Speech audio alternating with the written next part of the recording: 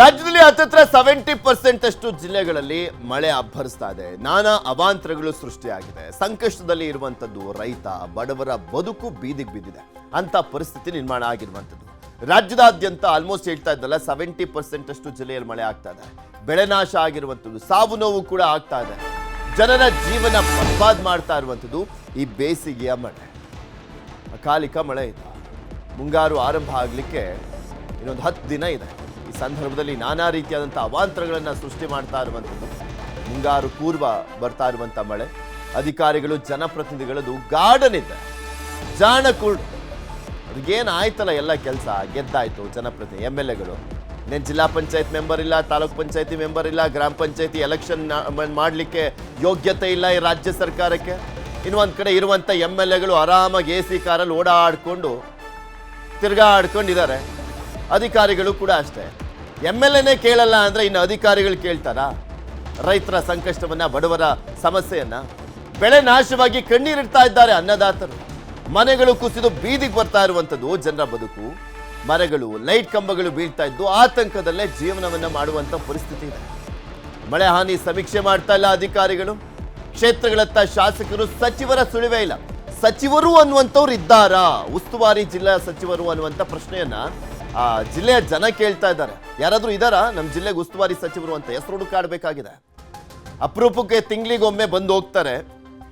Picnic ತರ ಬರೋದು ಹೋಗೋದು, ಬಂದ ಪುಟ್ಟ ಹೋದ ಪುಟ್ಟ. ಅಲ್ಲೂ ಕೂಡ ಬಂದಿದ್ದೀನಿ ಅಂತ ಸುಮ್ಮನೆ ತೋರ್ಸೋದಕ್ಕೆ. ವೋಟ್ ಬೇಕು, ಆದ್ರೆ ಜನರ ಸಮಸ್ಯೆ ಮಾತ್ರ ಬೇಡವಾಯ್ತಾ? ಆ ಪ್ರಶ್ನೆಗೆ ಉತ್ತರ ಯಾವನು ಕೊಡಲ್ಲ. ಯಾವ MLAನೂ ಕೊಡಲ್ಲ, ಯಾವ ಅಧಿಕಾರಿನೂ ಕೂಡ ಕೊಡಲ್ಲ. ಜನರ ಕಷ್ಟಕ್ಕೆ ಸ್ಪಂದಿಸದೆ AC ರೂಮ್ಗಳಲ್ಲಿದ್ದಾರೆ. ಸಂತ್ರಸ್ತರ ಸಂಕಷ್ಟಕ್ಕೆ ಸ್ಪಂದಿಸಲಿಕ್ಕೆ ಸ್ವತಃ ಮುಖ್ಯಮಂತ್ರಿನೇ ಸೂಚಿಸಬೇಕು. ಹೋಗ್ರಪ್ಪ, ಅಲ್ಲಿ ಏನಾದ್ರೂ ಸಮಸ್ಯೆ ಇದ್ರೆ ಬಗೆಹರಿಸಿ ಅಂತ ಮುಖ್ಯಮಂತ್ರಿ ಸೂಚನೆ ಕೊಡೋವರೆಗೂ, ಮಾಧ್ಯಮದಲ್ಲಿ ತೋರಿಸೋವರೆಗೂ ಒಬ್ಬನೇ ಒಬ್ಬ ಉಸ್ತುವಾರಿ ಸಚಿವ, ಹಾಗೆ ಅಲ್ಲಿನ ಸ್ಥಳೀಯ ಶಾಸಕ ಕೂಡ ಏನಾಯ್ತು, ಏನು ಎತ್ತ ಅಂತ ಕೇಳಲಿಕ್ಕೆ ಹೋಗ್ತಾ ಇಲ್ಲ. ವಿಪಕ್ಷಗಳ ಟೀಕೆ ಹೆಂಗಾಗಿದೆ ಅಂದ್ರೆ, ಸೋಷಿಯಲ್ ಮೀಡಿಯಾದಲ್ಲಿ ಒಂದು ಪೋಸ್ಟ್ ಆಗೋದು, ಮುಚ್ಕೊಂಡು ಕೂತ್ಕೊಳ್ಳೋದು ಮನೇಲಿ ಅಂತ ಬೇಜವಾಬ್ದಾರಿ, ನಿರ್ಲಕ್ಷ್ಯದ ವಿಪಕ್ಷ ಬೇರೆ ನಮ್ಮ ರಾಜ್ಯದಲ್ಲಿ. ಸೊ ಹೀಗಾಗಿ ಆಡಿದ್ದೇ ಆಟ ಆಡಳಿತ ಪಕ್ಷದ್ದು ಮತ್ತೆ ವಿರೋಧ ಪಕ್ಷದವರು. ಸಮಸ್ಯೆ, ಸಂಕಷ್ಟ, ನೋವನ್ನ ಅನುಭವಿಸ್ತಾ ಇರೋದು ಯಾರು? ಜನರು. ಇವರ ಉತ್ತರಗಳೆಲ್ಲ ಎಲ್ಲಿ ಬರ್ತವೆ ಅಂದ್ರೆ ಬರೀ ಸೋಷಿಯಲ್ ಮೀಡಿಯಾದಲ್ಲಿ ಒಂದು ಸ್ಟೇಟ್ಮೆಂಟು, ಸೋಷಿಯಲ್ ಮೀಡಿಯಾದಲ್ಲಿ ಒಂದು ಪೋಸ್ಟು, ಇಷ್ಟಕ್ಕೆ ಸೀಮಿತ ಆಗಿರುವಂಥದ್ದು ವಿರೋಧ ಪಕ್ಷ. ಸೊ ಹೀಗಾಗಿನೇ ಈ ಆಡಳಿತ ಪಕ್ಷದವರು ಕೂಡ ಎಚ್ಚೆತ್ಕೊಳ್ತಾ ಇಲ್ಲ. ಅವರು ಆರಾಮಾಗಿ ತಿರ್ಗಾಡ್ಕೊಂಡಿದ್ದಾರೆ. ಜನ ಮಾತ್ರ ಸಮಸ್ಯೆಯನ್ನು ಎದುರಿಸ್ತಾನೇ ಇದ್ದಾರೆ. ಇದ್ರ ಬಗ್ಗೆ ಇನ್ನಷ್ಟು ಮಾಹಿತಿಯನ್ನ ಕೊಡ್ತಾ ಹೋಗ್ತಾರೆ ನಮ್ಮ ಪ್ರತಿನಿಧಿ ಕೃಷ್ಣ. ನಮ್ಮ ಜೊತೆ ನೇರ ಸಂಪರ್ಕದಲ್ಲಿ ಜಾಯ್ನ್ ಆಗಿದ್ದಾರೆ. ಕೃಷ್ಣ, ನಿರಂತರವಾಗಿ ಮಳೆ ಬರ್ತಾ ಇದೆ. ಮುಂಗಾರು ಪೂರ್ವ ಮಳೆಯಿಂದಾಗಿ ಬೆಳೆ ನಾಶ ಆಗಿರುವಂಥದ್ದು, ಜನರ ಬದುಕೆ ಬರ್ಬಾದಾಗೋಗಿದೆ. ಸಾಕಷ್ಟು ಕಡೆ ನಾನಾ ರೀತಿಯಾದಂಥ ಅವಾಂತರ ಸೃಷ್ಟಿಯಾಗಿರುವಂಥದ್ದು. ಆದರೂ ಕೂಡ ಒಬ್ಬನೇ ಒಬ್ಬ MLA ಹೋಗಿ ನೋಡ್ತಾ ಇಲ್ಲ, ಜನರ ಸಮಸ್ಯೆ ಕೇಳ್ತಾ ಇಲ್ಲ. ಜಿಲ್ಲಾ ಉಸ್ತುವಾರಿ ಸಚಿವರು ಬದುಕಿದ್ದಾರೋ ಇಲ್ವೋ ಅನ್ನುವಂಥ ರೀತಿಯಾದಂಥ ಪ್ರಶ್ನೆಗಳನ್ನ ಅಲ್ಲಿನ ಜಿಲ್ಲೆಯ ಜನರು ಕೇಳ್ತಾ ಇದ್ದಾರೆ. ಏನ್ ಮಾಡ್ತಾ ಇದೆ ಸರ್ಕಾರ ಮತ್ತೆ ವಿರೋಧ ಪಕ್ಷ ಅಂತ? ಬಹುಶಃ ಪೃಥ್ವಿರಾಜ್, ಸರ್ಕಾರ ಮತ್ತು ಪ್ರತಿಪಕ್ಷ ಎಲ್ಲೊಂದು ಕಡೆ ರಾಜಕೀಯದಲ್ಲಿ ತಲ್ಲೀನರಾಗಿದ್ದಾರೆ ಅಂತ ಅನಿಸುತ್ತೆ. ಅದಕ್ಕೋಸ್ಕರವಾಗಿಯೇ ಜಿಲ್ಲಾ ಸಚಿವರು, ಶಾಸಕರು ಮತ್ತು ವಿರೋಧ ಪಕ್ಷದ ನಾಯಕರುಗಳು ಕೂಡ, ಅಂದರೆ ಎಲ್ಲೊಂದು ಕಡೆ ಶಾಸಕರು ಸರ್ಕಾರವನ್ನು ಪ್ರಶ್ನೆ ಮಾಡುವಂಥ ಸಂದರ್ಭದಲ್ಲೂ ಕೂಡ ಎಲ್ಲೊಂದು ಕಡೆ ಈಗ ರಾಜಕೀಯದಲ್ಲಿ ಮುಳುಗಿರುವಂಥದ್ದು. ಒಂದು ಕಡೆಗೆ ಕಾಂಗ್ರೆಸ್ನಲ್ಲಿ ಕ್ರಾಂತಿ ಆಗುತ್ತೆ ಅನ್ನುವಂಥದ್ದು, ಮತ್ತೊಂದು ಕಡೆ 20ನೇ ತಾರೀಕು ಬಂತಂದರೆ ಸರ್ಕಾರಕ್ಕೆ 3 ವರ್ಷ ಪೂರೈಸ್ತಾ ಇದೆ, ಸಂಪುಟ ಪುನರಚನೆ ಆಗಬೇಕು, ಮತ್ತೊಂದು ಕಡೆ ಶಾಸಕರು ಮಂತ್ರಿ ಆಗಬೇಕು ಅನ್ನೋ ಕನಸನ್ನು ಕಾಣ್ತಾ ಇದ್ದಾರೆ. ಮತ್ತೊಂದು ಕಡೆ ಒಂದಷ್ಟು ಸಚಿವರುಗಳು ತಮ್ಮ ಮಂತ್ರಿ ಸ್ಥಾನವನ್ನು ಉಳಿಸ್ಕೊಳ್ಬೇಕು ಅನ್ನೋ ನಿಟ್ಟಿನಲ್ಲಿ ಭಾಳಷ್ಟು ಕಸರತ್ತನ್ನು ಮಾಡ್ತಾ ಇದ್ದಾರೆ.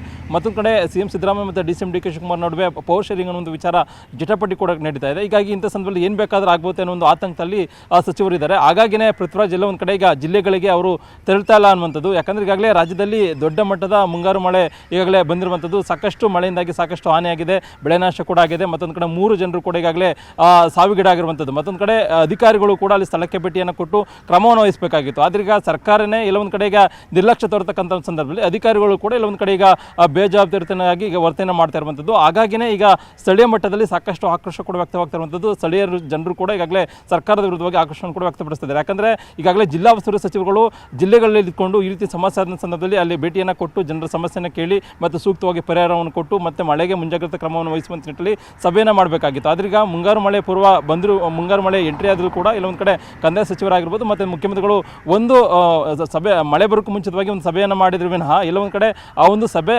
ಪೂರ್ವಕವಾಗಿ ಯಾವ ರೀತಿಯಾಗಿ ಮುಂದಿನ ದಿನಗಳಲ್ಲಿ ಕ್ರಮವನ್ನು ವಹಿಸಬೇಕು ನಿಟ್ಟಿನಲ್ಲಿ ಜಿಲ್ಲಾ ಉಸ್ತುವಾರಿ ಸಚಿವರುಗಳಿಗೆ ಒಂದು ರೀತಿ ಸೂಚನೆಯನ್ನು ಕೊಟ್ಟಿಲ್ಲ. ಮತ್ತೊಂದು ಕಡೆ ಮುಖ್ಯಮಂತ್ರಿಗಳು ಸಾಕಷ್ಟು ಬಾರಿ ಜಿಲ್ಲೆಗಳಲ್ಲಿ ಸಚಿವರುಗಳು ಇರಬೇಕು ಅನ್ನೋ ನಿಟ್ಟಿನಲ್ಲಿ ಸೂಚನೆಯನ್ನು ಕೊಟ್ಟಿದ್ರು ಕೂಡ ಜಿಲ್ಲಾ ಉಸ್ತುವಾರಿ ಸಚಿವರುಗಳು ಕೂಡ ಇಲ್ಲೊಂದು ಕಡೆ ಈಗ ನಿರ್ಲಕ್ಷ್ಯವನ್ನು ತೋರಿರುವಂಥದ್ದು. ಕಾರಣ ಏನಂತಂದರೆ ಎಲ್ಲೊಂದು ಕಡೆ ಮಂತ್ರಿಮಂಡಲ ಸಂಪುಟ ಪುನರಚನೆ ಆಯಿತು ಅಂದರೆ ತಮ್ಮ ಮಂತ್ರಿ ಸ್ಥಾನಕ್ಕೆ ಕೂತು ಬರುವಂಥದ್ದು. ಆ ಒಂದು ಆತಂಕದಲ್ಲಿ ಕೆಲವು ಸಚಿವರುಗಳು ಇದ್ದರೆ, ಮತ್ತೊಂದು ಕಡೆ ಒಂದಷ್ಟು ಜನ ಸಚಿವರುಗಳು ಬೆಂಗಳೂರಲ್ಲಿ ಇದ್ದಾರೆ. ಬೆಂಗಳೂರಲ್ಲಿ ಇದ್ಕೊಂಡೇ ತಮ್ಮ ಆಡಳಿತವನ್ನು ಅಲ್ಲಿ ಕಾರ್ಯದರ್ಶಿಗಳ ಮುಖಾಂತರವಾಗಿ ಆಡಳಿತವನ್ನು ಕೂಡ ನಡೆಸ್ತಾ ಇದ್ದಾರೆ. ಹಾಗಾಗಿನೇ ಈ ರೀತಿಯ ಸಮಸ್ಯೆ ದೊಡ್ಡ ಮಟ್ಟದಲ್ಲಿ ಉದ್ಭವ ಆಗಿದೆ. ಮತ್ತೊಂದು ಕಡೆ ಪ್ರತಿಪಕ್ಷ ಕೂಡ ಬಿಜೆಪಿ ಸಮರ್ಥವಾಗಿ ಇದನ್ನು ಎದುರಿಸಬೇಕಾಗಿತ್ತು. ಮತ್ತೊಂದು ಕಡೆ ಸ್ಥಳೀಯ ಮಟ್ಟದಲ್ಲಿ ಭೇಟಿಯನ್ನು ಕೊಟ್ಟು ಅಲ್ಲಿ ಸಮಸ್ಯೆಯನ್ನು ಬಗೆಹರಿಸೋದ್ರ ಮುಖಾಂತರವಾಗಿ ಇಲ್ಲೊಂದು ಕಡೆ ಸರ್ಕಾರಕ್ಕೆ ಬಿಸಿ ಮುಟ್ಟಿಸುವಂಥ ಒಂದು ಕೆಲಸವನ್ನು ಕೂಡ ಮಾಡಬೇಕಾಗಿತ್ತು. ಸಾಕಷ್ಟು ಬಾರಿ ವಿರೋಧ ಪಕ್ಷದ ನಾಯಕರು ಹೇಳ್ತಾರೆ, ನಾವು ಪ್ರವಾಸವನ್ನು ಮಾಡ್ತೀವಿ, ಜಿಲ್ಲೆಗಳಿಗೆ ಭೇಟಿಯನ್ನು ಕೊಡ್ತೀವಿ ಅನ್ನೋಂಥದ್ದು. ಅದು ಕೇವಲ ಎಲ್ಲೂ ಕೂಡ 3 ವರ್ಷಗಳಲ್ಲಿ ಕಂಡು ಬರೆದಿರುವಂಥದ್ದು ಒಂದು ರೀತಿ ವಿಪರ್ಯಾಸನೆ ಅಂತ ಹೇಳ್ಬೋದು. ಯಾಕಂದರೆ ಈಗಾಗಲೇ ರಾಜ್ಯದ ಬಿಜೆಪಿ ನಾಯಕರು ಕೂಡ ಸಾಕಷ್ಟು ಬಾರಿ ಹೇಳ್ತಾರೆ, ಅಂದರೆ ಜಿಲ್ಲಾ ಪ್ರವಾಸವನ್ನು ಮಾಡ್ತೀವಿ, ಎಲ್ಲರೂ 4 ತಂಡಗಳ ಪ್ರವಾಸವನ್ನು ಮಾಡ್ತೀವಿ ಅಂತ. ಆದರೆ ಪ್ರವಾಸ ಕೇವಲವಾಗಿ ಹೆಸರವಾಗಿ ಉಳಿದಿದೆ ವಿನಃ ಎಲ್ಲೋ ಒಂದು ಕಡೆ ಅಲ್ಲಿ ಜನರನ್ನ ಸಮಸ್ಯೆಯನ್ನು ಕೇಳುವಂತ ನಿಟ್ಟಿನಲ್ಲಿ ಕೂಡ ಮುಂದಾಗಿಲ್ಲ. ಈಗ ಏನು ಮಾಧ್ಯಮಗಳಿಂದ ಏನು ದೊಡ್ಡ ಮಟ್ಟದಲ್ಲಿ ಈಗ ಸುದ್ದಿ ಹೋಗಿದೆ ರಾಜಕಾರಣ ಅಂದ್ರೆ ಬರೀ ಸೋಷಿಯಲ್ ಮೀಡಿಯಾದ ಸಿಂಹಗಳಾಗೋಗ್ಬಿಟ್ಟಿದ್ದಾರೆ ಇವರೆಲ್ಲ ಕೃಷ್ಣ. ಅದ್ರ ಜೊತೆಗೆ ಹಿಜಾಬ್ ವಿಚಾರ ಮಾತನಾಡ್ತಾರೆ, ರೈತರ ವಿಚಾರ ಮಾತಾಡಲ್ಲ. ಇನ್ನು ಒಂದ್ ಕಡೆ ನರೇಂದ್ರ ಮೋದಿ ಕರೆ ಕೊಟ್ಟಿದ್ದಾರೆ ಅಂತ ಇವರೇ ವಿಡಿಯೋ ಮಾಡಿಸೋದು, ಮೆಟ್ರೋದಲ್ಲಿ ಓಡಾಡ್ತಾ ಇದ್ದೀನಿ, ಇವಿ ಬೈಕಲ್ಲಿ ಓಡಾಡ್ತಾ ಇದ್ದೀನಿ, ಅಲ್ಲಿ ಬಿಲ್ಡಪ್ ತಗೊಳ್ತಾರಲ್ಲ, ಅದೇ ಇವಿ ಬೈಕಲ್ಲಿ ಹೋಗ್ಲಿ, ಆ ರೈತರ ಜಮೀನುಗಳಿಗೆ ಹೋಗ್ಲಿ, ಅಲ್ಲಿ ಎಲ್ಲೆಲ್ಲಿ ಮನೆಗಳು ಬಿದ್ದಿದ್ದಾವೆ ಅಲ್ಲಿ ಹೋಗ್ಲಿ, ಆ ಸಮಸ್ಯೆ ಬಗೆಹರಿಸಲಿ. ಬರೀ ಬಿಲ್ಡಪ್ಪಿಗೆ ಮಾತ್ರ ಸೀಮಿತ ಆಗ್ತದೆ ಇವ್ರ ವಿಸಿಟ್. ಖಂಡಿತವಾಗ್ಲೂ ಪೃಥ್ವಿರಾಜ್, ಈಗ ನರೇಂದ್ರ ಮೋದಿ ಅವರು ಏನು ಇಂಧನ ಮಿತ ಮಾಡೋದಕ್ಕೋಸ್ಕರವಾಗಿ ಇಲ್ಲೊಂದು ಕಡೆ ಈಗ ಕಡಿತಕ್ಕೋಸ್ಕರವಾಗಿ ಈಗ ಅವರು ಏನು ತಮ್ಮ ಬೆಂಗಾಲ ಪಡೆಯನ್ನು ಬಿಟ್ಟಿದ್ದಾರೆ. ಈಗ ಅದ್ರ ನಡೆಯನ್ನು ತೋರಬೇಕು ಮತ್ತು ಇಲ್ಲೊಂದು ಕಡೆ ಹೈಕಮಾಂಡ್ ಮಟ್ಟದಲ್ಲಿ ಮೆಚ್ಚುಗೆ ಗಳಿಸಬೇಕು. ಆ ಒಂದು ಪಾತ್ರದಲ್ಲಿ ರಾಜ್ಯದ ಬಿಜೆಪಿ ನಾಯಕರು ಮುಳುಗಿದ್ದಾರೆ ವಿನಃ ಮೆಟ್ರೋದಲ್ಲಿ ಹೋಗ್ತಿರುವಂಥ ನಿಟ್ಟಿನಲ್ಲಿ ಅದನ್ನು ನೋಡ್ತಾ ಇದೆ ವಿನಃ ಇಲ್ಲೊಂದು ಕಡೆ ಅದನ್ನು ಕ್ಷೇತ್ರಗಳಿಗೆ ಭೇಟಿಯನ್ನು ಕೊಡುವಂಥದ್ದು, ಜನರನ್ನ ಸಮಸ್ಯೆಯನ್ನು ಕೇಳುವಂಥ ನಿಟ್ಟಿನಲ್ಲಿ ಮುಂದಾಗ್ತಾ ಇಲ್ಲ. ಮತ್ತು ಆಡಳಿತ ಪಕ್ಷದ ಸಚಿವರುಗಳು ಕೂಡ ಇಲ್ಲೊಂದು ಕಡೆ ಜಿಲ್ಲೆಗಳಲ್ಲಿ ಇದ್ಕೊಂಡು ಸಮಸ್ಯೆಯನ್ನು ಕೇಳಿದಿರುವಂಥದ್ದು ಕೂಡ ಒಂದು ವಿಪರ್ಯಾಸ ಅಂತ ಹೇಳ್ಬೋದು. ಯಾಕಂದರೆ ಈಗಾಗಲೇ ಜಿಲ್ಲೆಗಳಲ್ಲಿ ಅವ್ರಿಗೆ ಉಸ್ತುವಾರಿಯನ್ನು ಕೊಟ್ಟಿರ್ತಾರೆ, ಯಾವುದೇ ಸಮಸ್ಯೆ ಆದರೂ ಕೂಡ ಅವರೇನ ಬಗೆಹರಿಸಬೇಕು, ಮತ್ತು ಮುಖ್ಯಮಂತ್ರಿಗಳು ಕೂಡ ಅದಕ್ಕೆ ಗಮನವನ್ನು ತರಬೇಕು. ಅದಕ್ಕೆ ಜಿಲ್ಲಾ ಉಸ್ತುವಾರಿ ಸಚಿವರುಗಳಿಗೆ ಎಲ್ಲೊಂದು ಕಡೆ ಈಗ ನಿರ್ಲಕ್ಷ್ಯವನ್ನು ತೋರಿದ್ದಾರೆ. ಅವ್ರು ಬೆಂಗಳೂರು ಬಿಟ್ಟು ಕದಲಿಲ್ಲ ಅನ್ಸುತ್ತೆ. ಇನ್ನು ಶಾಸಕರು ಕೂಡ ಎಲ್ಲೊಂದು ಕಡೆ ಮಂತ್ರಿ ಆಗಬೇಕು ನಿಟ್ಟಿನಲ್ಲಿ ಕೂಡ ಕನಸನ್ನು ಕಾಡ್ತಾ ಇದ್ದಾರೆ. ಹಾಗಾಗಿನೇ ಅವ್ರ ಕ್ಷೇತ್ರ ಬಿಟ್ಟು ಜಿಲ್ಲೆಗಳನ್ನು ಬಿಟ್ಟು ಶಾಸಕರು ಸಚಿವರು ಈಗಾಗಲೇ ಬೆಂಗಳೂರಲ್ಲಿದ್ದಾರೆ. ಇನ್ನು ಮುಂದೆ ಆದರೂ ಕೂಡ ಮುಖ್ಯಮಂತ್ರಿಗಳು ಇವತ್ತು ಕೇರಳ ಪ್ರವಾಸವನ್ನು ಕೈಗೊಳ್ತಾ ಇದ್ದಾರೆ, ಡಿಸೆಂಬರ್ ಕೂಡ ಪ್ರವಾಸವನ್ನು ಕೂಡ ಕೈಗೊಳ್ತಾ ಇದ್ದಾರೆ. ಅದಾದ ಬಳಿಕವಾಗಿ ಬಂದು ಸಭೆಯನ್ನು ಮಾಡಿದರ ನಂತರವಾಗಿ ಏನಾದರೂ ಮುನ್ನೆಚ್ಚರಿಕೆ ಕ್ರಮವನ್ನು ವಹಿಸುವಂತ ನಿಟ್ಟಿನಲ್ಲಿ ಸಚಿವರುಗಳಿಗೆ ಮತ್ತು ಶಾಸಕರಿಗೆ ಏನಾದರೂ ಕ್ರಮವನ್ನು ಇನ್ನಾದರೂ ಸೂಚನೆಯನ್ನು ಕೊಡ್ತಾರೆ ಅನ್ನೋದನ್ನ ಕಾದು ನೋಡಬೇಕಾಗಿತ್ತು ಪೃಥ್ವಿರಾಜ್. ಓಕೆ, ಅಟ್ಲೀಸ್ಟ್ ಒಂದು ಜಿಲ್ಲಾಧಿಕಾರಿಗಳ ಸಭೆಯನ್ನ ಕರೆದು ಕಂದಾಯ ಸಚಿವರೇ ಆಗಲಿ ಮುಖ್ಯಮಂತ್ರಿಗಳೇ ಆಗಲಿ ಒಂದು ರಿಪೋರ್ಟ್ ಅನ್ನ ತರಿಸ್ಕೊಂಡು ಏನ್ ಸಮಸ್ಯೆ ಆಗಿದೆ, ಅಲ್ಲಿ ಯಾವ ರೀತಿಯ ಪರಿಹಾರ ಕೊಡಬೇಕು ಅದನ್ನು ಕೂಡ ಸರ್ಕಾರದ ಮಟ್ಟದಲ್ಲಿ ಮಾತಾಡ್ತಾ ಇಲ್ಲ. ಬರೀ ಇವರ ಅಧಿಕಾರ ಹಂಚಿಕೆಯ ಗುದ್ದಾಡ್ತಲ್ಲೇ ಮುಳುಗೋಗ್ಬಿಟ್ರೆ ಪಾಪ ರೈತರು ಎಲ್ಲೋಗ್ಬೇಕು, ಬಡ ಜನರು ಎಲ್ಲೋಗ್ಬೇಕು, ಯಾರನ್ನು ಕೇಳಬೇಕು? ಯಾಕೆಂದ್ರೆ MLAಗಳು ಅಷ್ಟೇ ಈಗ ಇರುವಂತ ಆಪ್ಷನ್ ಜನರಿಗೆ. ಜಿಲ್ಲಾ ಪಂಚಾಯತಿ ಚುನಾವಣೆ ಮಾಡ್ಲಿಕ್ಕೆ ಯೋಗ್ಯತೆ ಇಲ್ಲ, ತಾಲೂಕ್ ಪಂಚಾಯತಿ ಚುನಾವಣೆ ಮಾಡ್ತಾ ಇಲ್ಲ, ಗ್ರಾಮ ಪಂಚಾಯತಿ ಎಲೆಕ್ಷನ್ ಮಾಡ್ಲಿಕ್ಕೆ ಆಗ್ತಾ ಇಲ್ಲ, ಇಲ್ಲಿ BBMP ಎಲೆಕ್ಷನ್ ಕೂಡ ಮಾಡ್ಲಿಕ್ಕೆ ಆಗ್ತಾ ಇಲ್ಲ ಇವ್ರ ಕೈಲಿ. ಯಾರನ್ನೋ ಕೇಳಬೇಕು ಅಂತ.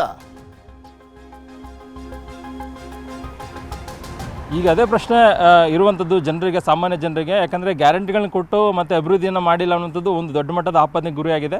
ನೀವು ಹೇಳಿದಂಗೆ GBA ಚುನಾವಣೆ ಕೂಡ ಮಾಡಬೇಕಾಗಿತ್ತು, ZP ಮತ್ತು TP ಚುನಾವಣೆ ಕೂಡ ಮಾಡಬೇಕಾಗಿತ್ತು. ಆದ್ರೀಗ ಸರ್ಕಾರ ಇಲ್ಲೊಂದು ಕಡೆ ಬೇರೆ ಬೇರೆ ಒಂದು ಲೆಕ್ಕಾಚಾರ ರಾಜಕೀಯಕ್ಕೋಸ್ಕರವಾಗಿ ಅದನ್ನು ಕಾಲಹರಣ ಮಾಡುವಂಥದ್ದು, ಮತ್ತೊಂದು ಕಡೆ ಅದನ್ನು ನಿರ್ಲಕ್ಷ್ಯ ತರುವಂಥ ಒಂದು ಕೆಲಸವನ್ನು ಕೂಡ ಮಾಡ್ತಾ ಇದೆ. ಹಾಗಾಗಿ ಬರುವಂಥ ದಿನಗಳಲ್ಲಿ ಜನರೇ ಅದರ ಸರ್ಕಾರದ ಬಗ್ಗೆ ಮತ್ತು ಯಾರೆಲ್ಲ ಆ ಕ್ಷೇತ್ರದ ಬಗ್ಗೆ ಜನರು ಸಮಸ್ಯೆಯನ್ನು ಕೇಳಿದಿರ್ತಕ್ಕಂಥ ಸಂದರ್ಭದಲ್ಲಿ ಜನರೇ ತೀರ್ಮಾನ ಮಾಡಬೇಕಾಗುತ್ತೆ. ಆದ್ರೀಗ ಬಹಳ ಪ್ರಮುಖವಾಗಿ ಪೃಥ್ವಿರಾಜ್, ಈ ರೀತಿಯ ಸಮಸ್ಯೆ ಆದ ಸಂದರ್ಭದಲ್ಲಿ ಜಿಲ್ಲಾ ಸಚಿವರುಗಳು ಅಲ್ಲಿ ಕ್ಷೇತ್ರದಲ್ಲಿ ಬಿಡುವುದರ ಮುಖಾಂತರವಾಗಿ ಜನರನ್ನ ಸಮಸ್ಯೆಯನ್ನು ಕೇಳಬೇಕು, ಮತ್ತು ಎಲ್ಲಿ ಫ್ಲಡ್ ಆಗಿದೆ ಅಲ್ಲಿಗೆ ಭೇಟಿಯನ್ನು ಕೊಡಬೇಕು, ಮತ್ತು ಅಧಿಕಾರಿಗಳ ಜೊತೆಗೆ ಸಂಪರ್ಕದಲ್ಲಿ ಇದ್ಕೊಂಡು ಏನೆಲ್ಲ ಪರಿಹಾರ ಕ್ರಮವನ್ನು ವಹಿಸಬೇಕು ಅದನ್ನೆಲ್ಲ ಕೂಡ ಮಾಡಬೇಕಾಗಿತ್ತು.